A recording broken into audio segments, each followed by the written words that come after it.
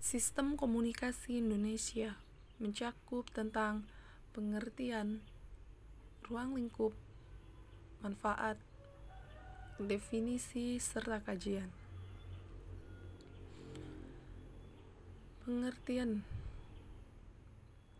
berbicara komunikasi dalam sebuah lingkup yang luas, menjadikan komunikasi tidak dapat berdiri sendiri dan tak terlepas dari berbagai pengaruh yang ada di sekelilingnya, sehingga terbentuklah sebuah sistem yang disebut sistem komunikasi. Sistem komunikasi Indonesia dapat diartikan sebagai satu kesatuan atau susunan kompleks elemen-elemen sistem komunikasi dalam lingkup Negara Kesatuan Republik Indonesia. Ruang lingkup berbagi atas wilayah geografis. Kondisi geografis ini membagi sistem komunikasi Indonesia menjadi komunikasi perdesaan dan perkotaan. Yang kedua, media. Dilihat dari media yang digunakan, sistem komunikasi Indonesia dibagi menjadi sistem media modern dan sistem media tradisional. Media modern ini meliputi media cetak, media elektronik, dan media digital atau media online.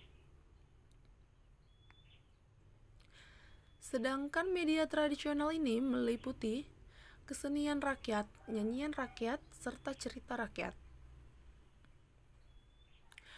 Ada juga manfaat mempelajari sistem komunikasi di Indonesia.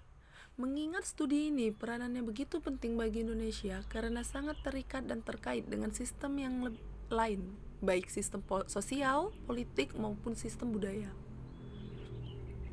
Sebagai negara yang penuh keberagaman, sistem komunikasi Indonesia ini menjadi studi yang berperan dan memberikan identitas bagi sistem komunikasi yang berbeda dengan sistem komunikasi yang lainnya. Ada juga definisi. Sistem komunikasi Indonesia dapat diartikan sebagai penerapan wawasan keindonesiaan dalam komunikasi. Wawasan keindonesiaan merupakan cara pandang dan kemampuan dalam menganalisis kehidupan sosial politik yang mencakup komunikasi bangsa Indonesia berdasarkan falsafat hidup gagasan vital. Sistem komunikasi Indonesia diartikan sebagai bagian sistem kenegaraan dengan meletakkan informasi publik yang mencakup kebebasan dan tanggung jawab yang seimbang sebagai pusat kajian. Sistem komunikasi Indonesia adalah sistem komunikasi Pancasila. Selanjutnya ada kajian. Kajian tentang sistem komunikasi Indonesia mencakup Pancasila sebagai paham atau ideologi resmi negara. Kajian tentang fungsi dan pengawasan serta pemilihan media massa dan media sosial yang melahirkan kajian tentang ragam hubungan media massa dengan pemerintah dan masyarakat.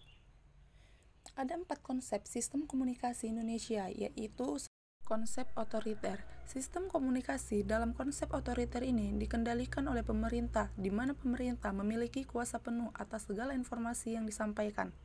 Yang kedua, konsep liberal. Konsep liberal berasumsi bahwa sistem yang ada di Indonesia memiliki kebebasan penuh untuk memperoleh berbagai informasi yang akan disampaikan melalui media massa. Yang ketiga, konsep tanggung jawab sosial. Awalnya konsep ini muncul karena kekhawatiran pemerintah akan konsep liberal yang bebas, tetapi cenderung berdampak negatif terhadap nilai dan moral suatu bangsa. Keempat, konsep komunis.